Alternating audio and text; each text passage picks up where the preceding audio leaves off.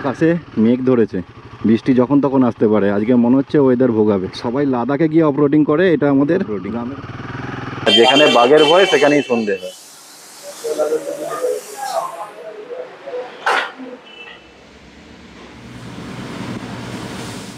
Hello viewers, welcome back to another blog. আমি সৌরভ, আপনারা দেখছেন রাইড অন। এখন ঘড়িতে বাজে সকাল 8টা বাজতে 5 মিনিট বাকি আছে এখনো। তো আমি বেরিয়ে পড়েছি রেডি হয়ে, দেখতেই পাচ্ছেন। তো কোথায় যাব নিশ্চয়ই থাম্বনেল দেখে আপনারা বুঝেই গেছেন আমি কোথায় যাচ্ছি, বা টাইটেল দেখে বুঝে গেছেন। আমি যাব হচ্ছে এই গাড়ির ফার্স্ট সার্ভিস করাতে। আমার 450 হিমালয়ানের ফার্স্ট সার্ভিসের টাইম চলে এসেছে। তো আজকে আমি যাব কেজিএন অটোমোবাইল শ্রীরামপুরে। আমাকে খুব তাড়াতাড়ি বেরিয়ে পড়তে হবে। সকাল 8:30টায় আমার কাল বুকিং করা ছিল, ওখানে সকাল 8:30টার মধ্যে আমাকে পৌঁছাতে হতো। বাট অলরেডি আমি লেট হয়ে গেছি। আমার সঙ্গে যাচ্ছে রন আর সুরো। রনেরও গাড়িটা সার্ভিস করানোর আছে, ও যাবে বাজাজ শোরুমে, আর আমি যাব রয়্যাল এনফিল্ডের শোরুমে। তো এখন আর বেশি কথা বাড়াচ্ছি না, তোমাদের সঙ্গে কথা হচ্ছে ডাইরেক্ট মোটো ব্লগিং সেটআপে।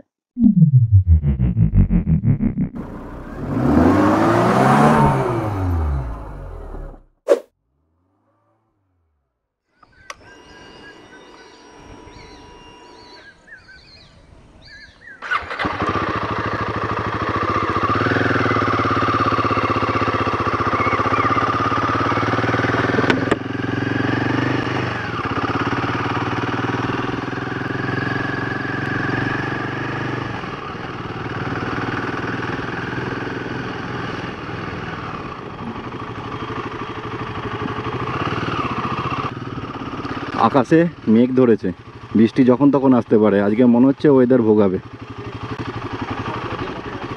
তো দেখো, প্রথমেই অফরোডিং শুরু। এটা হচ্ছে আমাদের গ্রামের অফরোডিং। সবাই লাদাখে গিয়ে অফরোডিং করে, এটা আমাদের গ্রামেরই অফরোডিং।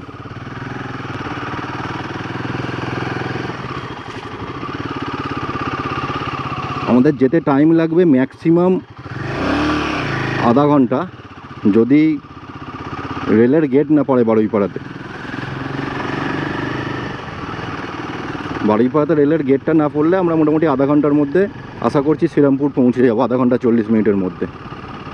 দেখা যাক ভাগ্যে কি আছে। তার সঙ্গে ওপরওয়ালা আকাশে মেঘ ধরেছে, রেনকোটও নেওয়া হয়নি।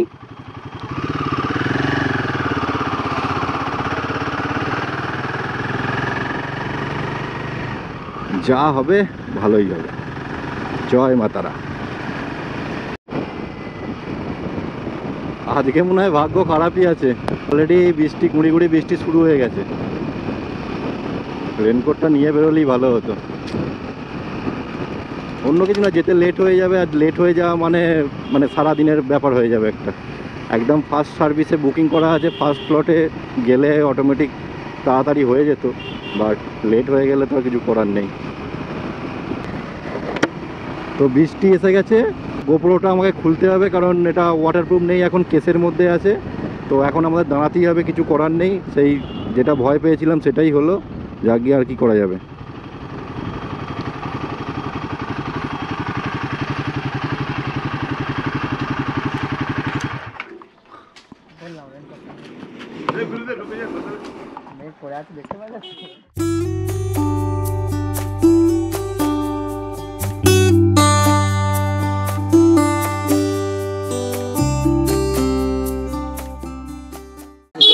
দেখো কি অবস্থা, যেখানে বাঘের ভয় সেখানেই সন্ধে হয়। ঠিক সেই জিনিসটাই হয়েছে। ভয় পাচ্ছিলাম বৃষ্টি এসে যায়, ঠিক বৃষ্টি এসে গেছে। আমরা এখন এই দোকানের সামনে দাঁড়িয়ে আছি।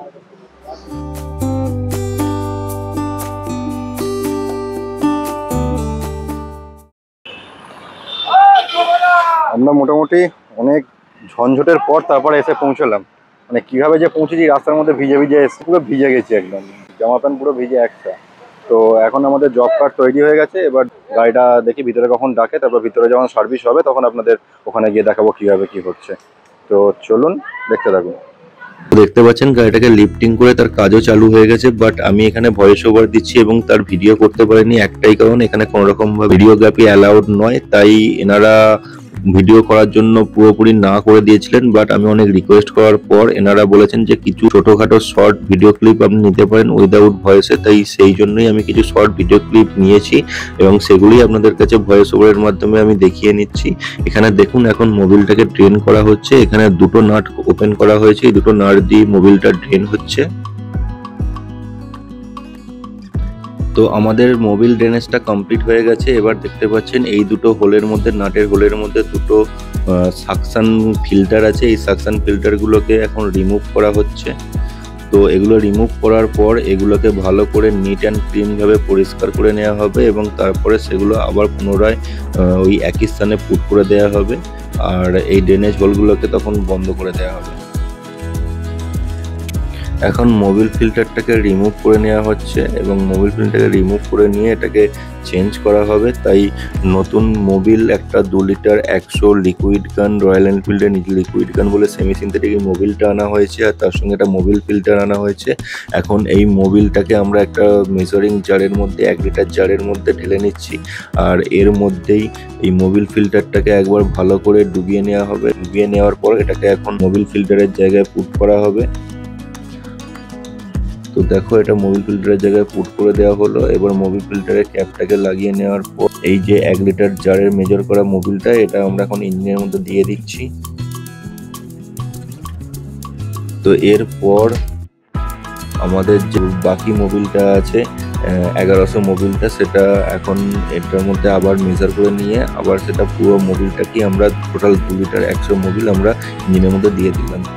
নেক্সট আমাদের আসছে ব্রেকের কাজ। ব্রেকটাকে খুলে নিয়ে ভালো করে তার মধ্যে সিরিজ কাগজ দিয়ে ভালো করে ঘষে সেটাকে পরিষ্কার করে নেওয়া হচ্ছে, কারণ ব্রেকের মধ্যে একটা হালকা ক্যাচ ক্যাচ আওয়াজ আসছিল, সেটার জন্য এটাকে করে নেওয়া হলো। আর এখন চেনটাকে দেখে নেওয়া হচ্ছে যে ঠিকঠাক টাইট আছে কিনা।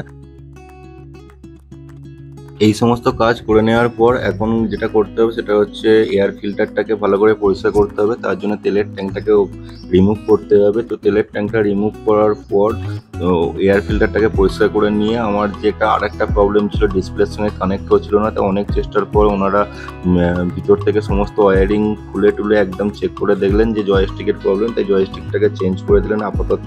এবং তারপরে পুরো এখানে অনেকটা টাইম চলে গেল এবং অবশেষে গাড়িটাকে ধোয়ার জন্য পাঠানো হলো এবং ভালো করে ধুয়ে মুছে পরিষ্কার করে গাড়িটা আমাকে ডেলিভারি দেওয়া হলো। আজকের আমার যে বিলটা হয়েছে সেই বিলটা হয়েছে 1597 টাকা। তো এখানে দেখতে পাচ্ছি কিছু ফার্স্ট সার্ভিস কিট চার্জ কেটেছে, লুব্রিকেন্ট চার্জ কেটেছে আর চেন লুব্রিকেন্ট চার্জ কেটেছে, একটা মোবিল একটা লুব্রিকেন্ট। তো এই 3টে চার্জ কেটেছে। নিচে আবার লেবার চার্জ একটা কনজিউমেবল চার্জেস বলে একটা চার্জ কেটেছে 77 টাকা। জানি না এটা কিসে, ফ্রি সার্ভিসে কনজিউমেবল চার্জ, লেবার চার্জ এসব কি জানি না। এনিওয়ে 1597 টাকা বিল হয়েছে। গাড়ি সার্ভিস করে নিয়ে এখন আমরা বাড়ির দিকে ফিরছি। সকাল থেকে বিকাল 5টা পর্যন্ত লেগে গেল। এমন একটা প্রবলেম হয়েছিল যেটা কোনোভাবেই সলিউশন হচ্ছিল না, যেটা আমার হাতে চলাকালীন কোনো রকম প্রবলেম হয়নি। এখানে সার্ভিসে দেওয়ার পর যখন আমার মোবাইলের সঙ্গে ডিসপ্লেটা কানেক্ট হচ্ছিল না, তো ওটার জন্য আমি ওনাদেরকে বলি যে ডিসপ্লেটা কানেক্ট হচ্ছে না, কেন হচ্ছে না একটু দেখুন। তো ওনারা ওই জন্য বলে ওটাকে আপডেট করলে ঠিক হয়ে যাবে। ডিসপ্লেটাকে ওনাদের কম্পিউটারের সঙ্গে কানেক্ট করে ওটাকে আপডেট করে দিলেন। আপডেট করে দেওয়ার পর থেকে জয়স্টিকটার কিছু কাজ করছে না। তো অনেক চেষ্টার পর প্রায় 2-3 ঘন্টা চেষ্টার পর কোনোভাবেই কাজ করছে না। লাস্টে আর একটা হিমালয়ান 450 থেকে খুলে নিয়ে জয়স্টিকটা এতে লাগিয়ে দেখা হলো, না জয়স্টিকটা কাজ করছে, ওই গাড়িটার জয়স্টিকটা। তার মানে পরিষ্কার যে জয়স্টিকটা কোনো রকমের ওই জয়স্টিকের সুইচটা কোনো রকমের প্রবলেম হয়েছে। তো ওনারা এখন মোটামুটি আমাকে একটা অন্য গাড়ি থেকে খুলে লাগিয়ে দিয়েছেন এবং আমাকে বলেছেন যে আমার জন্য আমরা নতুন করে অর্ডার করে দিয়েছি, তো অর্ডারটা আসতে মোটামুটি 10-12 দিন সময় লাগবে। এই পার্টসটা আমাদের কাছে অ্যাভেলেবেল নেই, আমরা অর্ডার করেছি, 10-12 দিন টাইম লাগবে। তো আপাতত আপনি এটা নিয়ে ইউজ করুন, এরপর পার্টসটা এলে আমি আপনাকে ফোন করে জানিয়ে দেবো, আপনি এসে একবার চেঞ্জ করে নিয়ে যাবেন। তো আমি দেখলাম খারাপ জিনিসের থেকে একটা পার্টস লাগিয়ে দিচ্ছে অন্য গাড়ি থেকে খুলে, হলো যেহেতু পার্টসটা নেই, ওটা না থাকলে আমি ডিসপ্লেটা ইউজ করতে পারবো না জয়স্টিকটা না থাকলে। তো সেই কারণেই আমি আর না করিনি।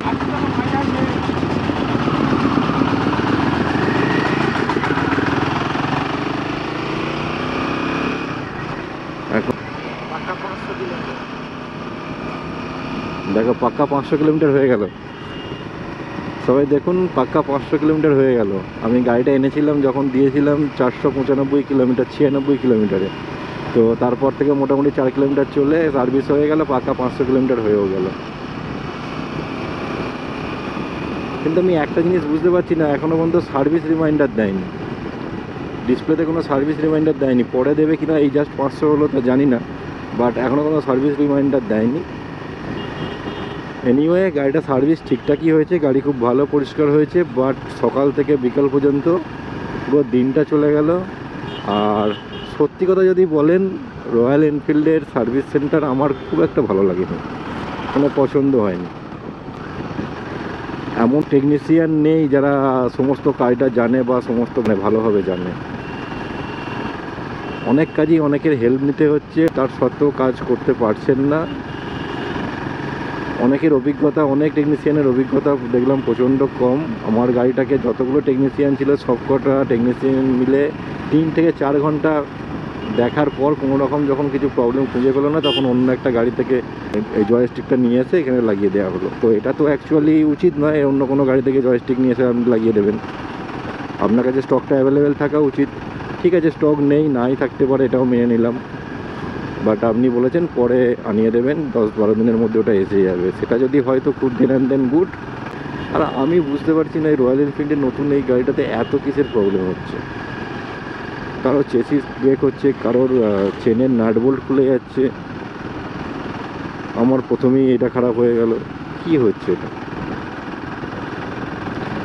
এনিওয়ে আর ভিডিওটাকে লম্বা করব না, আজ ভিডিওটা এখানেই শেষ করছি। দেখা হচ্ছে নেক্সট কোনো নতুন ব্লগে। Take care, see you soon, bye, tata.